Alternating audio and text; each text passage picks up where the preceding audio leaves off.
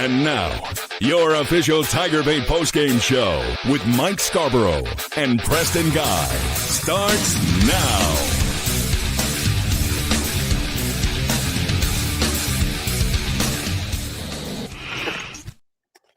All right, everybody. Preston and I are back home in the office after following all of our postgame stories and posting Brian Kelly video. And I don't know about Preston, but and I was asking around media down on the field at the end of the game if anybody could recall a more boring atmosphere, a more boring football game, a lackluster performance by LSU. Brian Kelly, absolutely not happy.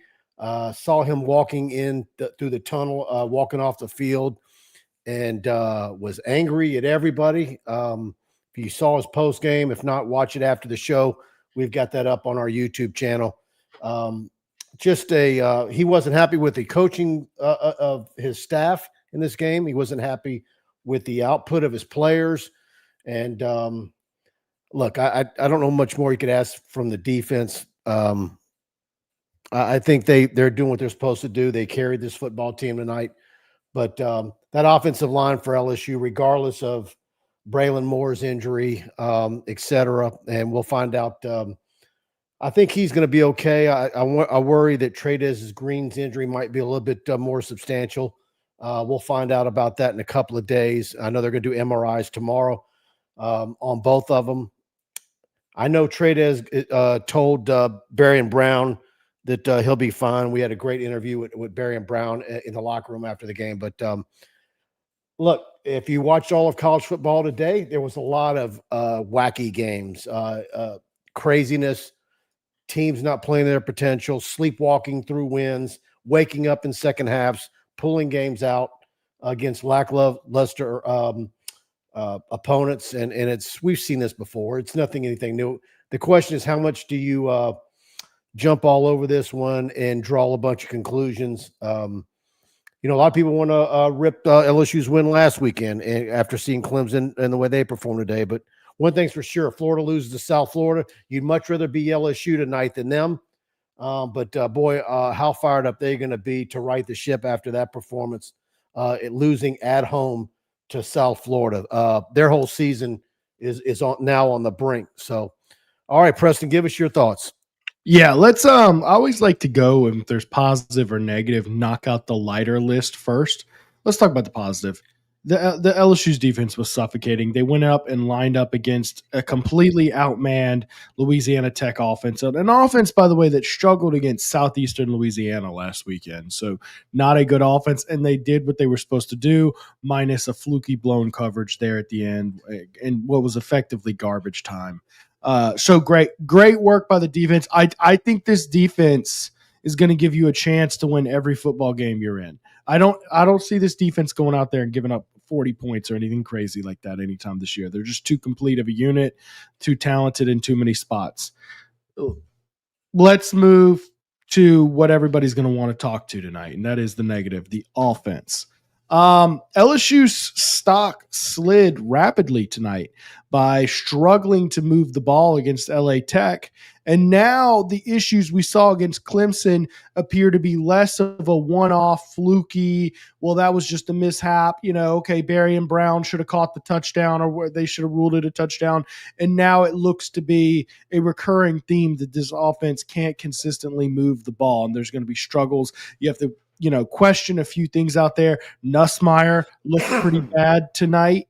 I would argue, outside of heavy turnover games, this was the most inaccurate we've seen him in a while. He took dumb sacks.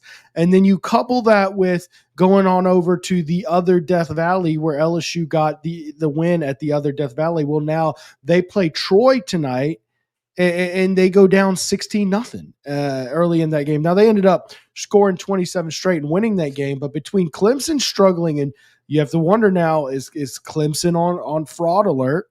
Did LSU's win at Clemson, is it as sexy as it looked on paper a week ago? Were we overreacting to a week one win? And that's going to be the big question tonight. Of course, good football teams do have struggle wins from time to time, but there's a lot more questions that you have in week two than you had week one. And I don't know that that's a good spot to be. Well, I will say this, and I'm going to say half my view of the rest of what took place in college football around the country is not good. I need to go look at the scores and dive deeper than just the surface that I saw. But it sure looks to me like you can ask the question, how many teams in the top 10 or the top 20 looked the part today? Had won impressively. Georgia looked awful against Ball State. Austin P. Yeah, no, they looked 28-6. They struggled away. Ohio State and Oregon are going to be the two just absolutely just blew you away. But Mike, we're talking about a week where South Carolina kind of scraped by South Carolina State, an FCS foe, 38-10. Penn State dragged along Florida International where they were up. Interestingly, the same amount that LSU was on LA Tech at halftime, 10-0. They ended up pulling away 34-0, but still not just overwhelmingly strong. Texas kind of slugged against San Jose State, 38-7. Clemson, we just talked about them. Arizona State gets upset by Mississippi State. Florida loses to South Florida. I mean, this was just a sloppy week of football across the country. Ole Miss didn't look super impressive against Kentucky, who's supposedly pretty bad. I mean, it just nasty week of football. And it's one of those weeks where there's so much chaos, so much wild going down. A win's a win. Take your win. An ugly win isn't going to keep you out of the playoffs. If you win 10 football games, you're fine. I'm not going to go overboard wearing it out on this game. I'm just not.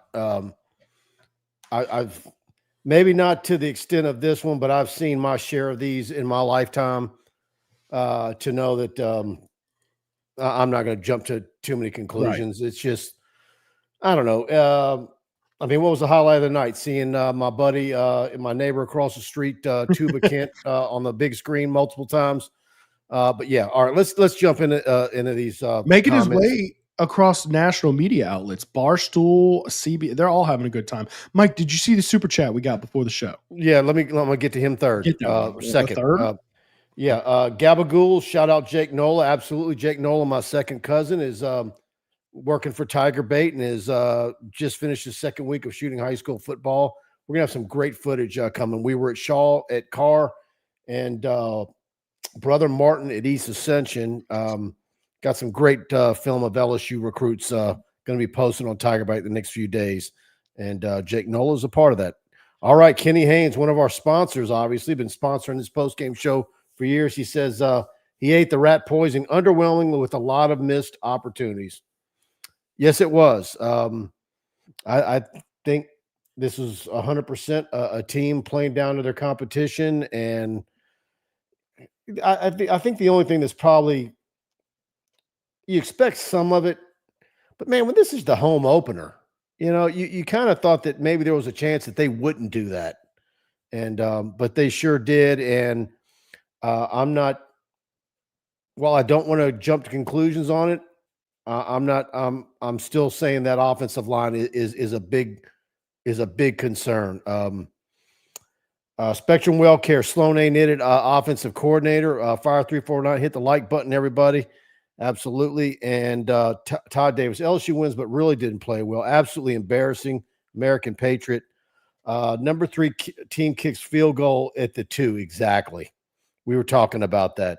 I don't know that I liked that from a logistical No, I did not. standpoint. I don't even like not even trying to play to the scoreboard watchers, just strategically, like, okay, what's the difference between going up? I feel like I'd rather put them on the 1 or 2 down, 13 than take it, up 16 with an 80-yard field. But what do I know?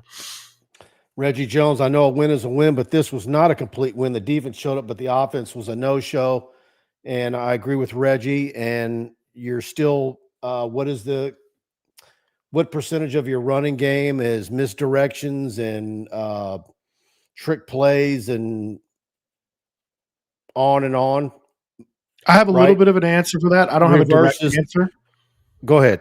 I don't have a direct answer on that, but I will tell you this. You ran for 128 times tonight. Okay. You had 2 runs of 40+ yards, 48 on a Thomas run where, yes, that is trickeration. And then Harlem Berry with that freakish run there late in garbage time. So 91 of your 128 come on 2 runs. I mean, you got your ass kicked. Your offensive line got their face pounded in. You could not run the ball. And look, we'll get to some more comments before I make this more overarching point. Let's get through these. Well, I want to say this. And BK didn't want any part of Braylon Moore's being out being an excuse because he's pointing to the rest of them. He's pointing to his tight ends. DJ Chester, a guy who started 13 games last year. Your inability to outmuscle a very mediocre Conference USA football team that's now on their way to the Sun Belt. Braylon Moore isn't the lone reason. And what do we talk about? Look, if this is going to be how it's going to be for weeks to come, where this offensive line looks like that and underperforms, I've been saying it all off season. You can talk about Joe Sloan all you want, this and that. Sooner or later, because you've got guys there, you've recruited well. Those are a bunch of highly rated offensive linemen. At some point, do you start asking, what is Brad Davis teaching? And Mike, that's what I want to get at. That's my overarching point. Everybody's going to trash on Sloan tonight. And I'm not saying this isn't Sloan's fault because he still is the head man in charge of putting together a good offense. However, I don't believe it's the play calling. I think he's schemed up some good stuff tonight. When you call 3 plays to Barian Brown where he is wide open, you schemed him open effectively, and Nussmeier misses on 2, high on the 3rd, and he drops it, and then you had 2 end zone drops. You had an end zone drop from Aaron Anderson. You had an end zone drop from Kyle Parker. You're doing all this, okay? At a certain point, you got to execute on the offense. And look, when you line up first down on the 3-yard line and you can't get 3 fucking yards, that's not your OC. That's not. That is your offensive line getting their face ran through. Okay. At a certain point, you got to man up and play big boy football and stop blaming the play calling. If you can't run straight forward for 3 yards, I mean, I don't know what play call you want when you can't do that. Yeah, they're doing all sorts of creative stuff to go around the fact that they can't go forward 3 yards. So that's your one F-bomb. One F-bomb all season. But that's it. I think I feel it was worthy of it. Okay. All right. Kason Acock comes in with a super chat, and he says, Mike Preston, my Christmas wish list, a new OC, a new O-line coach, and a new strength and conditioning coach. The best money can get. Yeah. Maybe this will light a fire in him. Kason, I assure you, BK was not happy. I think that whole team and his entire staff got an earful in that locker room. And I saw a few of them walking down Skip Burtman Drive when I was on my way to my vehicle and on my way out. Yeah. All right, let's Kason, thank you for that super chat. Of course, Kason is one of the OG original LSU videographers back in the day. All right. What do I need to do here? Here it is. Kenny was here earlier, and of course, he's been our sponsor for a long time, and so let's hear from him. Kenny Haines is a proud 1989 graduate of LSU Law School with a passion for justice. Kenny stands out as the only lawyer in the state, board certified in both appellate practice and family law. Drawing from 34 years of trial experience, Kenny has navigated the most complex aspects of real people's lives. If you need help in Northwest Louisiana with a family issue, legal issue, or a highly skilled trial attorney, call Kenny 318-222-2100. And, of course, Kenny is the official attorney of TigerBait.com and been a big supporter of ours from day one, 20-something years ago. All right, we got a big group in here, and we thank all of you for being with us. And I also need to talk about Dykes Electrical, the official electrical company of TigerBait.com. No matter how big or small your electrical needs might be, Dykes is wired for success. If you need a brand new 10-story office building, they can wire that. A 200,000 square foot warehouse that you need built, they can wire that. Expanding an existing commercial building, changing out a breaker, whole electrical panel, just a receptacle, upgrading the old lighting in your home or office, they can do every bit of that. Give them a call today at the number on your screen, 225-216-9180 for a free estimate on your project. And please let them know that TigerBait sent you in, a great Baton Rouge company, and huge LSU fans over at Dykes Electrical. And, of course, licensed, insured, bonded, and just fantastic people. Let them earn your business and bid on your project. You'll be happy that you did. All right, let's get some more comments. Mike, how about this? If you need a new TigerBait studio, Dykes Electrical. Yeah, they did Preston's new place. Mike Andrews, Chester was getting pushed around. It appears he is weak. Look,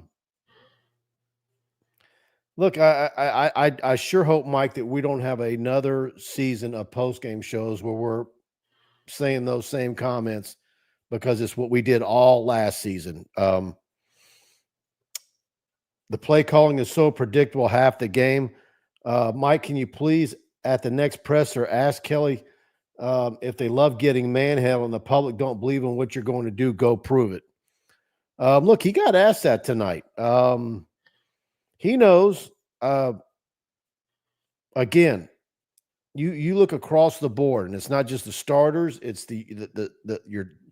your second teamers and Carius Kern and Solomon Thomas. I mean, they've got offensive linemen on that roster that everybody in the country desired. Won a lot of tough recruiting battles for them. Why aren't they producing and looking like it? I mean, look like it. They sure do. They all look the part. Why it doesn't look that way on the field? It's sooner or later you've got to draw some conclusions, and we're going to see how this plays out the rest of the year. Mike, I think we are at the point, though, where if this doesn't start to turn around this season, you have to have some serious questions about Brad Davis and his ability to develop a run-blocking offensive line. At what point during his tenure has LSU consistently just delivered big holes for the offensive line for running backs? Not Jaden Daniels scrambling, not read option, not some cute pop pass. I'm talking holes in running back lanes. And the answer is this is now the 5th season in a row where you haven't consistently done it. Now, that's embarrassing for Brian Kelly, with all the offensive linemen that he produced at Notre Dame and running backs that maybe weren't the most talented, certainly not on the talent level of LSU most years. But look at the numbers that those running backs had year in and year out for him in South Bend. This is foreign to him. I think it drives him up the walls. He's still producing NFL offensive linemen. They're just not producing in the running game. I mean, you get 4 guys drafted last year, and you couldn't run the ball. I mean, you have to start questioning once it's starting to look fairly what's the word so I don't hit another curse word? Fairly well, look, and that's why it's an indicting. It's indicting. We'll go with that. That's part of the reason why you brought in Atkins from Florida State to help with the run, almost like a run game O-line coordinator role. By the way, it's 5 new guys. Changed. It's 5 new guys, and you're still seeing the same result. So what is the common denominator? Well, it's been 5 years with Brad Davis, and you haven't seen a consistent running game yet. Yep. Doug knows super chat. Thank you for that. The wide receivers couldn't get open, and Nuss was throwing ducks. The running game completely sucks. Florida lost today, and I'm worried about the crappy team next week. Brian Kelly needs to take control of the offense. Man, Cade Durham is an absolute stud. He is an all-American type running back. And it's a shame that offensive line isn't doing an average job. I mean, all we're really asking for is an average job. You get an average play from that offensive line, and this offense is gonna sing. As far as your comment about the wide receivers, Doug, I'm still miffed about where's Chris Hilton. This is the guy that you brought to SEC Media Days and had a fantastic game against Oklahoma, bowl game. As far as we know, he's 100% healthy. I don't know. Is it? I don't know. I figured he would have had a lot more production by now. Certainly after last week, I thought they would have gotten him uncorked tonight. With Chris Hilton, and it's sad that I'm getting to this point, but fool me once, hey, shame on you. Fool me twice, shame on me. Fool me 4 seasons in a row, and it starts to get a little like, okay, come on. This is now becoming a trend. Now, it's sad to write him off, but we're talking about 2 games into his 4th season where the production just isn't consistent early in the season. He'll show up at the end. He shows up in practice, but I just don't know. Now, they did target him on 1 deep ball, and he drew a pass interference. And at times, pass interference was carrying this offense down the field because LA Tech did not want – they were playing very physical, and that was by design. Y'all do me a favor. If you're enjoying the show, please hit the like button. I know some of y'all are watching on either my Twitter feed or Preston's Twitter feed or the official TigerBait Twitter feed. If you haven't, please go over to on Twitter and follow our TigerBait account. It's a new one that we created a couple of weeks ago. We're trying to grow it. It's at TigerBait.com. Please give us a follow there. But if you're following us on Facebook and YouTube, please hit the like button if you're enjoying it, and subscribe, hit the notification bell on YouTube. You know the drill. Slander Pop. If LSU puts Florida down next week, we won't be as upset. Georgia struggled against P, and I don't think they're a bad team. I agree, Slander. I mean, I'm okay with these games happen. We've seen them over and over again. I think this one's probably one of the worst ones I've seen, one of the most boring games I've ever seen. I can't recall a more boring football game that was just looking for how many media guys tonight, Preston, had extra tabs open on their laptops because they were watching Michigan, Oklahoma, the end of the Florida game, on and on, right? Obviously, all of them except for me, right? I was definitely not doing it. Yeah, right. Slander Pop. Barry and Brown is getting Chris Hilton's catches. You're right, and Barry Brown was got the game ball, and he was a great interview tonight. Check that out on our YouTube channel and on our Facebook page. Mike, can we take a pause real quick? I want to ask you something. Is it starting to become apparent that Barry and Brown is your most talented receiver and Aaron Anderson is your most polished receiver with the best chemistry with Nussmeier? Yeah, and man, I'm just look. It's early. There's still a lot to be done, but I thought I would have seen more with the tight ends by now. They've been disappointing. Chris Hilton. I don't know. Do we have a little come on Frank running back rotation tonight as well? A little bit. Here's my gripe with the running back rotation. I think you went to Caleb Jackson a little too early, and I think you used him in the goal line when clearly he doesn't have that bulldozer in him. I don't know what Caleb Jackson's deal is, but he had what was that, 3 carries for 1 yard tonight, including goal line reps where he could have easily punched it in, and he just doesn't mow people over before getting this full speed. Harlem Berry had a nice big run early in the game, and they really turned away from him quite a bit.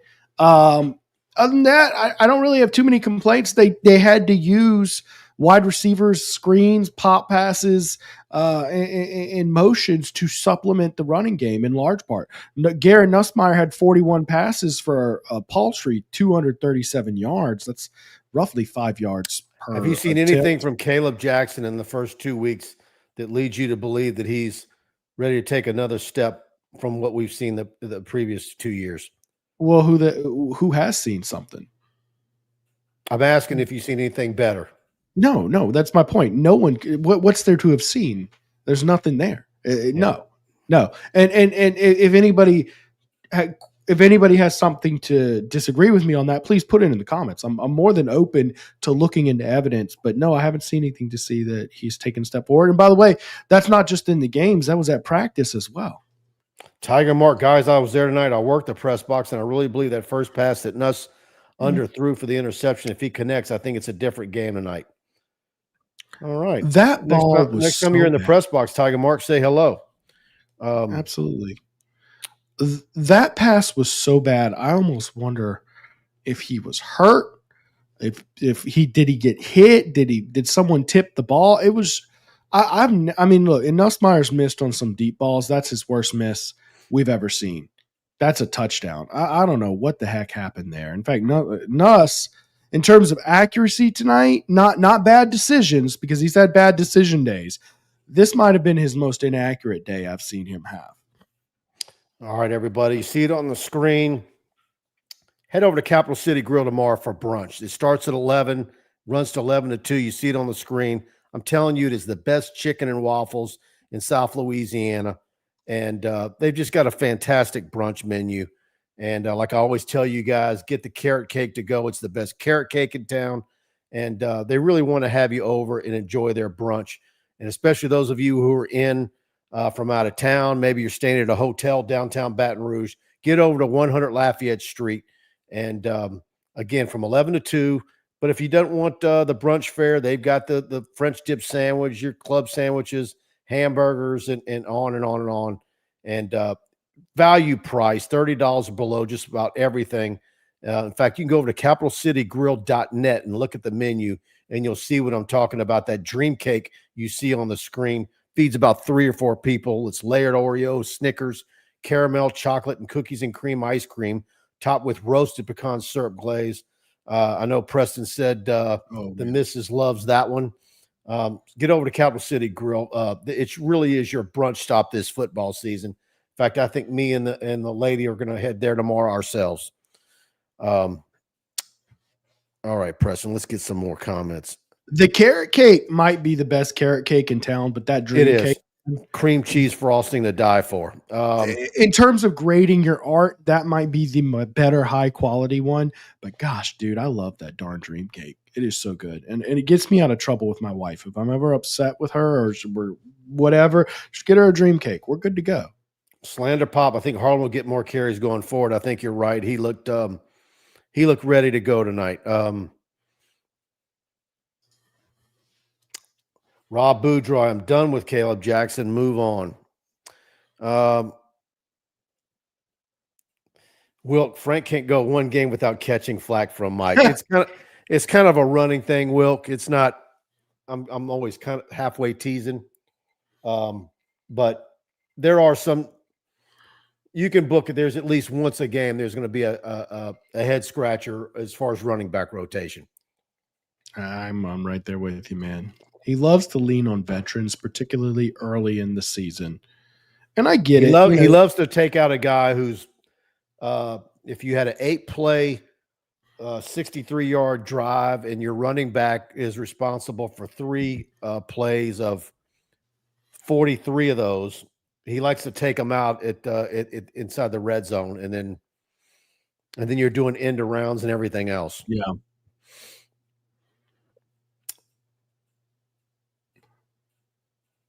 Kenny Haines says there were plenty of open guys. Nuss sucked on throws tonight. I think you're right. Absolutely. It was his most inaccurate night as a Tiger that I can recall. And by the way, he took stupid sacks as well. No, I want to throw what maybe is a silver lining, but y'all tell me if I'm just looking for too much optimism here. It seems his chemistry with the portal guys isn't nearly as strong as it is with the returning guys like Aaron Anderson. He appears to be way more accurate when throwing to like an Aaron Anderson or someone that just the timing and delivery is there. And with guys like Baye and Brown, he's still learning it, man. And the reason why I say that might be silver lining is it's possible that as the season goes on, he gets more and more comfortable throwing to like a guy like a Baye and Brown, a Nick Anderson. You get what I'm saying? So was I the only one who seems like that chemistry might be better with the returning guys? Yeah, and that's natural. But, you know, I think Baye and Brown is but he's a veteran, you know, so I'm going to get more time. I'm just, to me, this offensive line has got to get better because it's going to make everything go. I agree. When you're wanting to get rid of the ball in 2.2 seconds, how often are you going to really go for a deep? When you start playing better SEC teams in the coming weeks, you can have Nick Anderson and Chris Hilton and et cetera. These deep threats, and now having multiple of them. But how often are you gonna go for that? How often is that going to be a part of your game plan when you're fearful of that offensive line not being able to protect? By the way, I do want to throw out the offensive line, in my opinion, did give clean pockets tonight for the most part.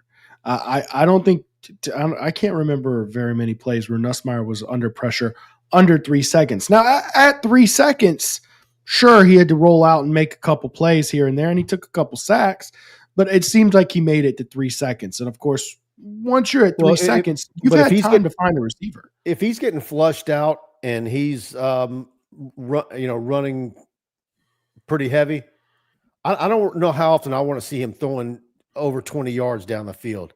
I mean, there are times tonight where he had, check down guys and running backs running free 12 yards. And which to me, that's fine. I don't want him getting in trouble and making the errant throws. They're going to have his turnover numbers looking like last year. Aaron Brown, Thomas, and Chris could not get off the field. They all stay on the field and rotate after every 6 plays. Eric DeLine, I think at least 5 drops by the tight ends and receivers tonight. And Gerald Couture says the same thing. Drops are an issue. Not what we have with our OC, O-line, and wide receiver coaches. Yeah, it's a funny night because you had so many issues from so many different areas. Nussmeier would be off on his throws, and then the next play he hits a dime and the receiver drops it. And then the next play, the offensive line doesn't block well. And, it's just one of those nights where it's just it reminds me, if you remember that 2012 offense with Mettenberger and them, and before those guys all grew up, it's just a lot of that where it's like they're close, but no cigar. Yep. Harlan Berry, 6 carries, 56 yards. Eric R., can't wait for the show after the South Carolina game. We'll know what we need to know by then.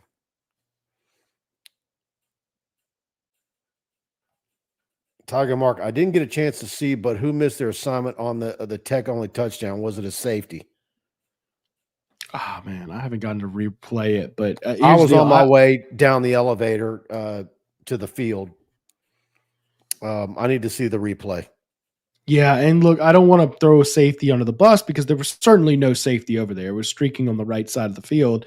But it's hard for me they don't really show a replay up there, and we're at the game. I didn't get to see it again, but I don't want to throw a safety under the bus because it's Blake Baker. Blake Baker might have sent that safety. I don't know. I'd have to go rewatch it and tell you exactly what happened, but I do know nobody was covering him. All our running backs keep getting in trouble off the field, says Rob Boudreaux. Yeah, I was told well over a week ago that any day now, JT Lindsay would be cleared and that would be fine. But you'd like to get him back there just so you have a guy getting the work in. Knock on wood, all your running backs are healthy though right now, so that's a good thing. Is running back room really even your problem? No. I mean, Durham's a stud. Durham's doing. He had 29 yards tonight. No, but you're an injury or two away from being in trouble there if you don't have Lindsay around. No doubt. Carmen Allen, any news on injuries? It looks like Braylon Moore is going to be fine. We'll know more tomorrow. In Trades, Barry Brown says that Trades says he's fine, but I know both are going to get MRIs tomorrow, according to Brian Kelly. Yeah, we'll see about Trades. I'll tell you this: Trades' injury did not look good after the game. He was on crutches. It looked the worst. It was on crutches and a knee brace. Now that could be an abundance of precaution, but typically when you see a guy like that, that isn't nothing. Thomas Spencer, tonight the team looked like a team looking past their opponent and going through the motions. Oh, absolutely. Look, I don't know. I was joking with Garland down on the field. I'm like, is it a moon phase? What is it?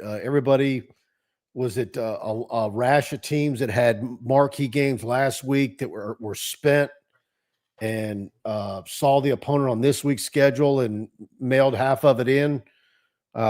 It's just a weird day of college football when and I need to go look at it again from top to bottom, but it sure looks like, 8 or 9 teams out of 10 did not have a substantial effort or looked the part and put away opponents that they were supposed to.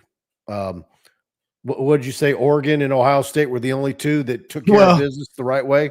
Does Alabama count? Yeah, they count. Dude, Alabama scored on every single drive tonight, at least up until the fourth quarter. They beat UL Monroe 73-0. Well, and that's UL Monroe. Are they probably the worst team in the Sun Belt? I think they are. I mean, they looked like it for sure. That was a ripe opponent, the right opponent after what happened to Alabama last week. Well, and then, Florida State as well. They put up 77 points against, you ready for this? East Texas A&M, which is a real team, I'm told. Doug knows if Joe Brady was here, the skills of these players would shine. We finally have a defense, but now we have a crappy OC. I'm not putting it on Joe Sloan. I'm putting it all on Brad Davis right now. Yeah, guys, look, man, maybe there's some things you can nitpick here and there about Joe Sloan. He's calling a creative playbook. He's doing a lot of things working around this offensive line that thus far in 2 tests has been collectively inept. That's the best way you can describe what they've done so far. I think Joe Sloan's calling a good game. And I know that I'm probably going to get roasted and everybody's going to hate on me for it. But, I mean, did Joe Sloan make Barry and Brown drop that pass? Did Joe Sloan make Kyle Parker drop the touchdown? Did he make Aaron Anderson drop the touchdown? No, he schemed them open. Did he make Garrett Nussmeier miss Barry and Brown twice? Once for an interception and the other for just a crossing route where he's wide open? No, he's scheming these guys open. Is Joe Sloan on the field making the offensive line get their butt whooped when they can't get 3 yards on 1st and goal? I mean, come on, guys. I just don't know. I'm not saying Sloan's been perfect, but I look at those situations and I say, that's not the play calling. Now, it could be his coaching. It could be his technique, coaching, recruiting, and player selection. I'm just telling you, I don't think it's specifically the play calling is the problem. Nat Krasnoff, the opponent has no fear that Nussmeier will run the ball and just like last year, continually jam the box. Yeah. I like some of the design run that we saw last week. But you don't need to do that tonight. All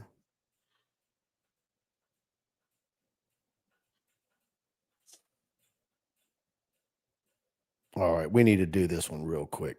Got a brand new attitude, like bing bang boom on a pink balloon, like I just do what I want to do, like ooh, brand new.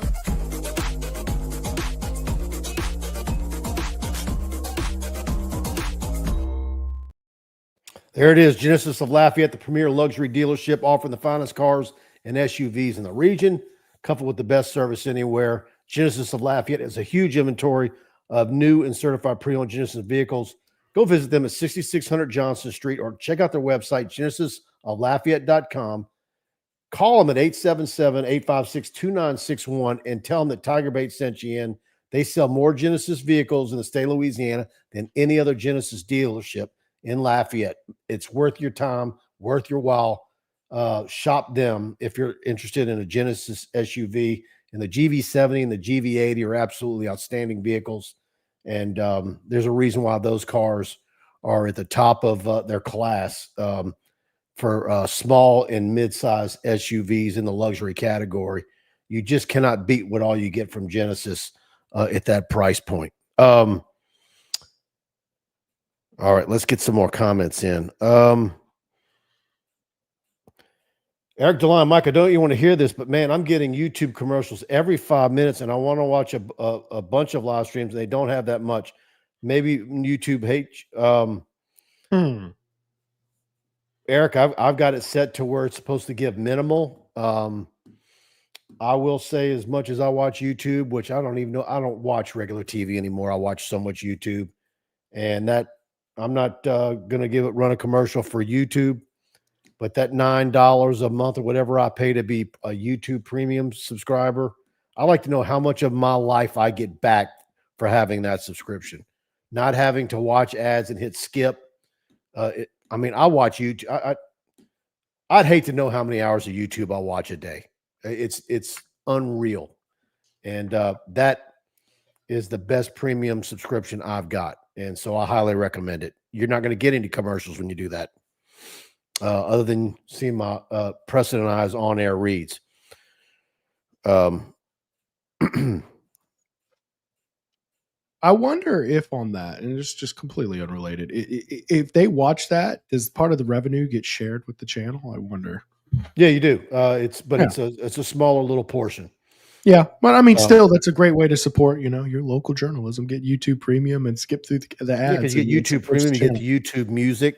Right. So you download that, you got the separate player, and it all works with Google Chrome. To me, it's it's one of those things. Just whether you're if you like Verizon customer satisfaction, I can tell you I'm probably as satisfied with that YouTube subscription more than anything else, just because the amount of YouTube I watch, and a lot of it's for work, it's worth it.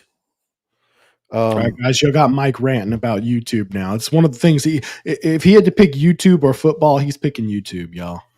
Well,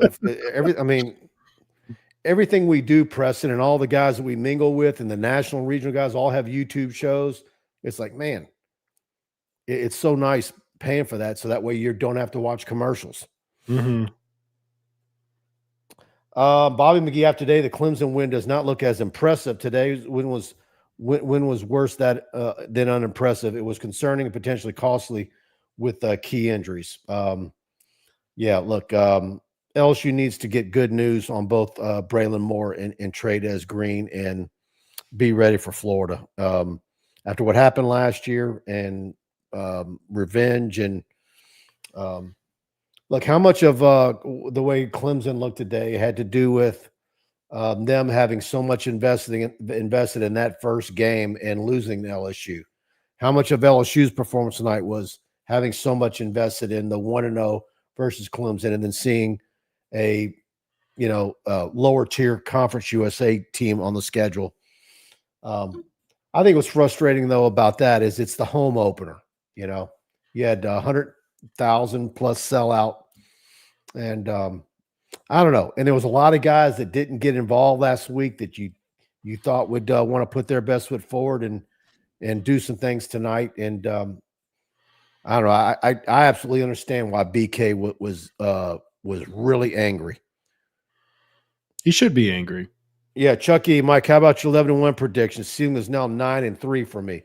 No, I'm sticking with it. I'm not adjusting off tonight. I've seen ugly games like this before. What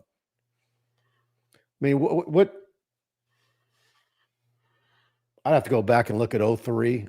Certainly in 07, you had them. 03 they lost. The only national 7 championship team that didn't have ugly wins like this 19. Was the closest game was Auburn in 19. Well, hold up. I'll tell you the one stinker performance that 19 team had. Stinker is a strong word, but they didn't look great before halftime at Northwestern State. And, of course, in the second half, they just absolutely just opened it up on Northwestern State. But they actually did boo the team going into the locker room against Northwestern State. Sluggish performances happened. By the way, that Northwestern State sluggish first half came on the heels of beating Texas on the road. So a little bit of an emotional letdown. Yeah, Eric DeLon in 1970. LSU lost the Vanderbilt and then beat #1 Florida next week, if I remember correctly. Look, I'm not going to go crazy off this performance tonight. Right. The one takeaway, though, that to me, regardless of the score and just guys seeing off, It's the offensive line. The offensive line is the big takeaway.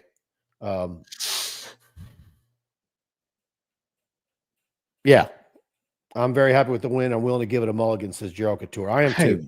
But I will say the one consistent, though, is the offensive line. That's the takeaway from this one. They've got to get that fixed. I mean, would you rather, though, be sitting here and talking about Florida having lost to an in-state? I don't know what happened, Preston, but your audio got low. Did you do something? Y'all let me know if Preston's microphone got low on y'all. How about now, Mike? You can hear me better? Maybe. So, no.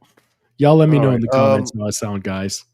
LSU beats Florida State to go to the Orange Bowl, then lost to a crap Tulane team the next week in the 1980s. I was there. I was there for that Tulane loss. Wilk, Napier's job is on the line Saturday night. I think you might be right. Have you seen his upcoming schedule? People are overreacting. The other SEC teams have flaws and struggle early as well. LSU can still go 10-2. All right, good. Both audio's good. All right. All right, Preston, you want to take some comments? Yeah, no problem. Here's the deal, man. Ultimately, I think we can acknowledge that LSU struggled, but let's not overreact. We could say let's not overreact to a struggle win because those happen to good football teams. But on the other hand, we can also acknowledge this is a stock down week for LSU. This is LSU's not as elite. They're probably going to lose those number one votes that they got. They got 3 number one votes. They're probably going to lose those. And don't be super shocked if LSU slides to like number 4 this week. Don't be super shocked. Maybe Oregon gets popped up after, they were up 69-3 in the third quarter on Oklahoma State. It's a stock down week for LSU. Don't panic. Don't freak out. This was a rough week. Georgia's another team. Stock down. Oklahoma State. Is his job on the line or what? And the sad part is Gundy is arguably Oklahoma State's greatest coach ever. I mean, they have done so much. By the way, Gundy's been there since Les Miles got hired at LSU. They hired Les Miles and replaced him with Mike Gundy. So that's kind of insanity.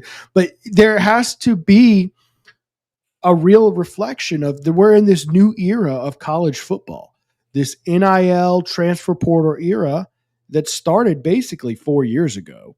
And you have to ask yourself real questions. Are coaches that were elite before this still elite? I'm looking at you, Dabo. I'm looking at you, Mike Gundy. I mean, there's an actual explanation to say why a coach who was so good until 2020 or 2021 fell off a cliff. And it's because we're in a new era of football. That's all I'm saying. So, yes, Gundy is getting a heavy look at for that. Mustang pitched. Oregon looked amazing today. Now there's an offensive line. Yes, indeed. By the way, y'all, really need y'all to, and I know a lot of y'all have been, get over to Alumni Hall. They've got great gear. I've talked to so many people that say they go in the store, they say TigerBait at the register, you get 10% off. They've been a great sponsor to us. And again, just a fantastic store in Perkins Row, packed wall to wall with LSU gear. If there's something you want, a high-end polo, and they've got the greatest brands, Peter Millar, Southern Tide, and much more. They've got the high-end polos that aren't going to fall apart. They're going to look great when you want to get dressed up for heading to the stadium. And they've got all the Nike gear that the LSU coaches wear. So if you're shopping online at alumnihall.com/LSU, use code TigerBait, all one word, and you're going to get 10% off. You get free shipping on orders over $99. They got their Hall Pass reward program. They've got the new Nikes in stock. They've got everything you need at Alumni Hall. And again, I always tell y'all, they're great in the NIL space. They're doing it the right way. They have LSU athletes in the building from time to time to sign autographs, and they have great staff there. They're ready to help you. And do your LSU look. There's a lot of places out there you can get LSU gear. Do your shopping at Alumni Hall. They sponsor our show. They bring it to you each and every week, and they're big in the NIL space, and they're giving back to the LSU athletes.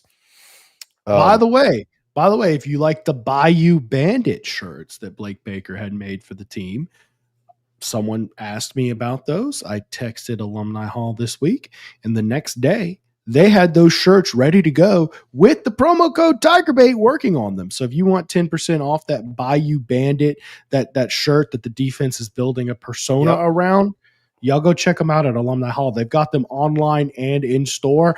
And if you're buying in Louisiana, they're shipping from Louisiana. So it's going to get there way faster than some warehouse in New York or God knows wherever. So everything ships from Baton Rouge. Yeah. Chris Hilton, what's wrong with the kid? He's looking lost and can't seem to get open. He's wasting away his talent. I'm kind of miffed. I just knew he was going to have a big night tonight. But look, it goes along with everything else that struggled tonight. Let's see how this progresses and how they bounce back. I think the main thing you want to know come Monday is that both Braylon Moore and Trey'Dez Green are fine, and then you get to work on that offensive line. I like when Preston and I are coming back to do this show with you guys. I like, I heard Brandon Taylor say on the official post game that the LSU defensive line and the LSU defense needs to give that offensive line all the business they can on Tuesday and Wednesday in practice, and really that's how you make that unit better. And they better get it going because look, I don't know what the extent of offensive line play or what grade you need to be able to get them for LSU to be a championship football team. I don't think it needs to be excellent or Joe Moore award winning. To me, if they can get to average, I think this team has everything in front of them. But the way they look now, it's going to catch up with them. They've got to get that fixed. Mike, getting stuffed by Louisiana Tech is so far away from average. I'm not saying they will not get to average, but they are far from average right now. Okay, against Clemson and that elite defensive line, getting your face kicked in like you did. Okay, they're great. But Louisiana Tech, you got to change something, man. Yeah, you need to Les Miles this sucker and run some toss dives at practice. I mean, you got to get some physicality, man. Eric July and Mike, it's $13.99 a month. Just signed up and got 3 months free. There you go. Should have done this for you, Eric. You tell me in a couple of months how much you realize how good that thing is when you're not having to skip ads and everything you watch is seamless. Believe me, it's worth every penny. And then you start watching and streaming and slinging stuff to your TV from. They've got all the movies that Amazon Prime and everything else has along with it too. It's a win all the way around. All right. Doug knows, hate to say it, kids getting the dollars before proving anything has made them lose their drive. I don't know that that's it. Yeah, I don't know that that's. I mean, do NFL players not have drive and ambition? You know what I mean? Like I understand it's a new, and I understand where you're coming from, but I just don't know that making it a business makes them. LTIS, what service that'd be? We're talking about. He was complaining about all the ads earlier, and I was telling him about how it's worth it to go YouTube Premium. You don't get ads on any YouTube shows. Clemson, elite defensive line. Yeah, I mean, yeah, I'm fine with that.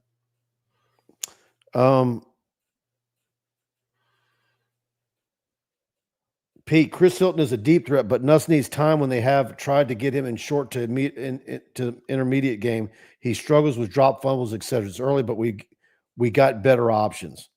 Yeah, I mean, look, I want Chris Hilton to have a huge year. The way he looked against Oklahoma in the bowl game, boy, there was a reason to be excited. I mean, look, he's a guy that you brought to SEC Media Days. You know, he was your representative, one of them. And I don't know.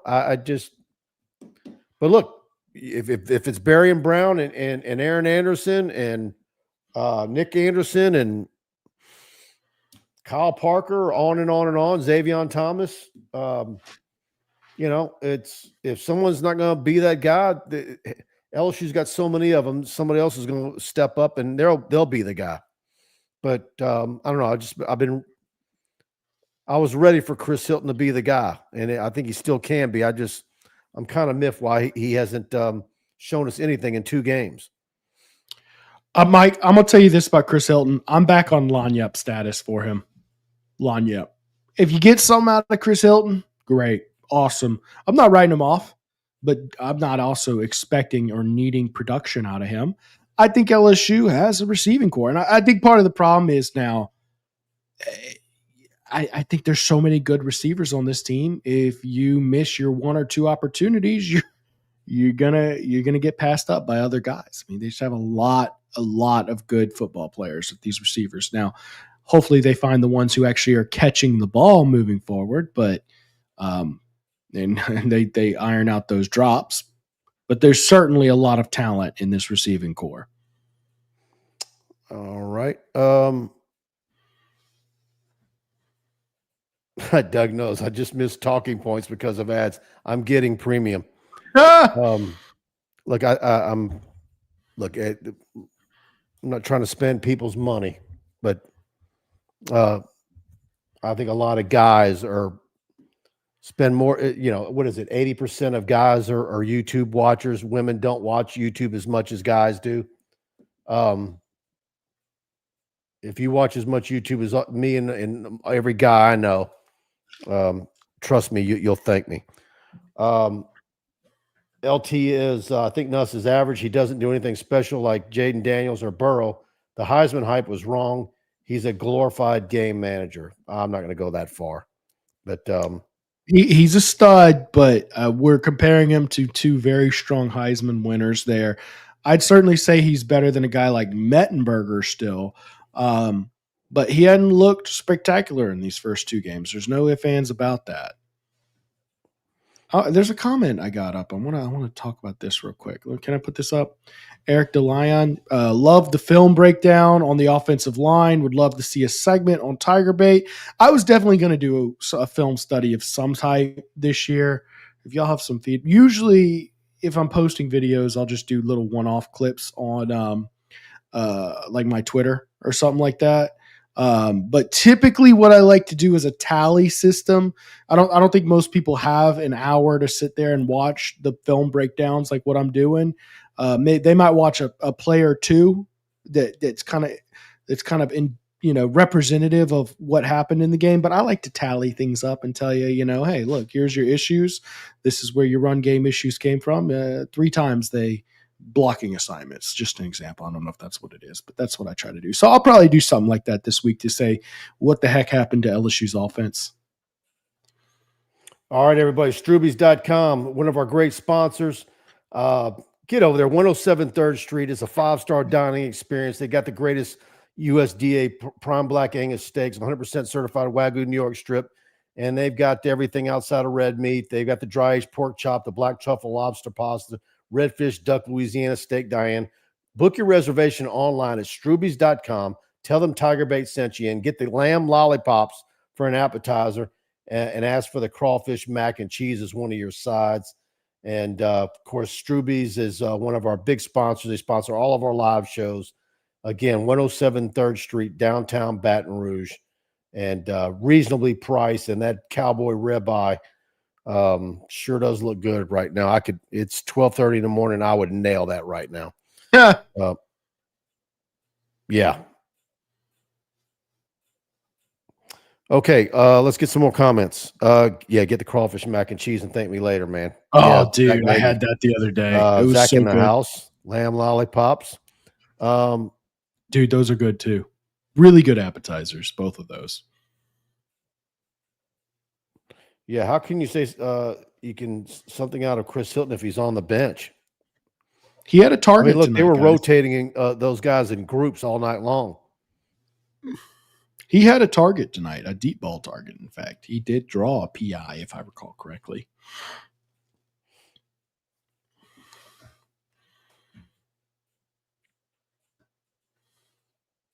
I might have to agree with Eric on that one so far. You think Mettenberger's better than Nussmeier? No, I don't. No. But as far as Yeah, I think what the Nussmeier's team better did than underneath him, but it's early. And I love Mettenberger. I love Mettenberger. I think Nussmeier is about to have a better year than Mettenberger ever did. That's just my prediction. And Mike, if you had to guess what Mettenberger's touchdowns and interceptions were in 2013, what would you say? Just take a whack at it. Gerald Couture chat room. We got the griping out. I really think this was just a letdown game that hopefully would get the team's attention. Give a mulligan this week and see what each week we won. And Preston, I'm having I don't know if my earbuds need to be charged, but I'm not hearing half of what you're saying. Okay, all right. I'm trying to actually read your lips when you're talking. All right. Well, then let me just answer the question for those listening. Mettenberger only had 22 touchdowns and 8 interceptions in 2013.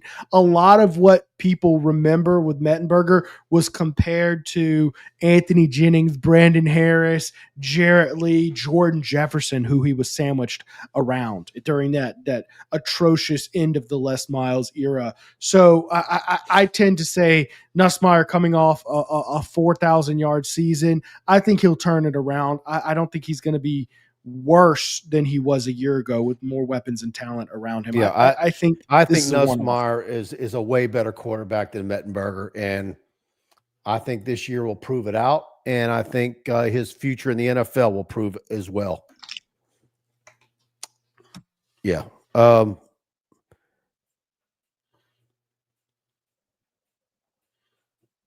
you think Nuss lost confidence when Moore went out of the game? I don't think so. Who loses confidence because of the center?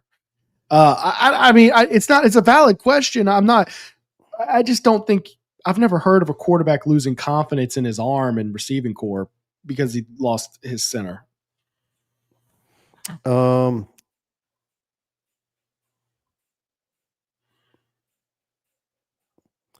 Eric DeLyon press. You might want to consider Les Miles always like to run the ball in the end zone also, which does make a difference in touchdown passes for a quarterback. Just saying.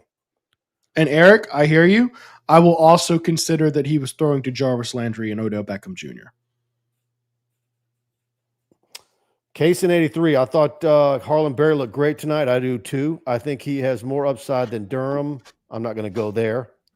I hate that Frank pulled him after that one explosive play. He always seems to do that.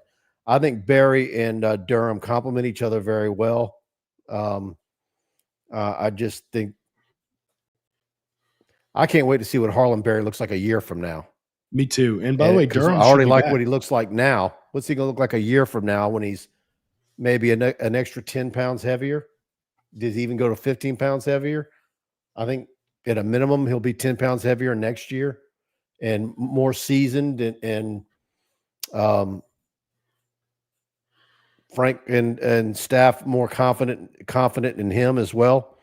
So a little bit of thunder and lightning with those guys. I mean, Caden Durham, linear speed, that guy will dash and get down there, man. And he's a tough runner, but I love what Harlan Berry can do with some open space and some moves. He can create lanes. Caden Durham can hit your lane and go through it faster. So I love the versatility and the differences in those guys. I'm excited to see what those two do because they should both be back next year if LSU takes care of business and takes care of them pay wise and all that jazz. But ultimately, man, I mean, you got to give these guys some room to run. I think those two are very talented players, and hopefully this is the Harlan Berry breakout game where we start to see him get number 2 back carries and they stop turning to Caleb Jackson as the second guy. Yep. I got one last one. I'm going to get it in, then we're going to get the rest of you guys' comments. Baye's Oyster Bar. It's your new oyster spot in Baton Rouge. I know there's other ones out there. I'm telling you, do yourself a favor. Get to Baye's. It's the old Jolie Pearl and 315 North Boulevard. The freshest farm-raised oysters from Glandile. No mud, no grit. Just clean, delicious flavor. If you're not into oysters, their turkey, brie, and bacon sandwich that you guys have heard me go on and on about it. Trust me, and their classic roast beef po' boy are fantastic. They've got boiled shrimp that's out of this world. Fully stocked bar complete with top-notch bourbon, whiskey, and a massive craft beer selection. So don't miss out on Baton Rouge's newest oyster spot, and make sure to let them know TigerBait sent you in. I tell you what, I'm going to go one step further on all this stuff. If you're in town, staying in Baton Rouge at one of the hotels on a game weekend, Stroubes on a Friday night, I'm at Baye's for lunch on Saturday, and I'm hitting Capital City Grill for brunch on Sunday before I head home. Easy E6, we can keep Caleb Jackson on the bench. Need to go under center sometimes and line up in the eye. Do a toss dive every so often, Gerald Couture. You know, I was kind of wondering sometimes with some of the drills we were seeing early on in fall camp if they weren't going to get in the eye formation some. I mean, Mike, at what point are they going to try it? I mean, nothing else has worked. I think you need to do something like you need physical football in this offense. I'm sorry. I know it's different and you have to you have to facilitate a whole new type of offense, but you need that, man, because you can't get 3 yards. You can't get 3 yards when you need them against LA Tech. That's going to cost you. Eric DeLon, can someone tell me what the running back's name was when Kevin Falk was a freshman? Well, it was Rondell Mealy, and you had Cecil Collins. That's right. Rondell Mealy. Who was the guy with it was a great sporting news cover as well, those three. Gary James and you guys weren't wrong about running back though. No, he's fantastic. Super kid, highly intelligent. Of course, his dad was one of Frank Wilson's teammates in high school, and he's just a fantastic kid to have in the program. Gary James and Dalton Hilliard. That's who I was thinking of. Kendall Cleveland. Mila Collins in Cleveland. God, Mike, all right. How can you remember that? All right. Anything you want to add before we get out of here, Preston? Here's what I want to know from the people still watching. We did our show, maybe 80, 90 minutes after kickoff tonight. Okay, I understand there's a lot of shows that start kind of immediately after the show, and this kind of gives you the late night option. So what I want to know feedback from y'all is, do y'all prefer the 90 minutes after kickoff, or do y'all prefer like what we did last week where we kind of put everything to the side and went live immediately after? But there's also God knows how many other post-game shows out there that you may also enjoy watching. So that's what I kind of want feedback from anybody who made it the 69 minutes we've been broadcasting. Give me your feedback. I will read everybody who gives me feedback on that in the comments tonight. All right, everybody. Thanks for tuning in. Please hit the like button, subscribe, notification bell. You know the drill. And Brian Kelly's post game is up on our YouTube channel as well as our Facebook page. Of course, our Facebook page is TigerBait. Please go follow us on X at TigerBait.com. I'm at Scarborough Mike. Preston is at P Guy. What else I need to tell you guys? We got a lot coming your way. Preston's LSU football fix, of course, is Monday night. Buddy Sanji will be back in studio with me on Wednesday night. And we've got a lot coming heading your way on Florida Week. I got a lot of recruiting highlight footage coming your way. So please go subscribe to TigerBait.com for $1. We'd love to have you. Try us out. You're going to get our newsletters, our text alerts for breaking news, all our recruiting updates. Got a lot of recruiting highlight films that we shot. We were at several games this past Friday night. We're going to be at, I think, 3 or 4 games this coming week. So we've got a lot of recruiting stuff coming your way. Hope to have an update on the quarterback that was on campus today. LSU trying to steal one from South Carolina. We've got some of that scoop on our message board from earlier today. Go check that out. So thanks to Preston for staying up late with me. And thanks to all you guys for tuning in and your super chats. And we'll be back here with another post-game show next Saturday night. All right, buddy. Good night.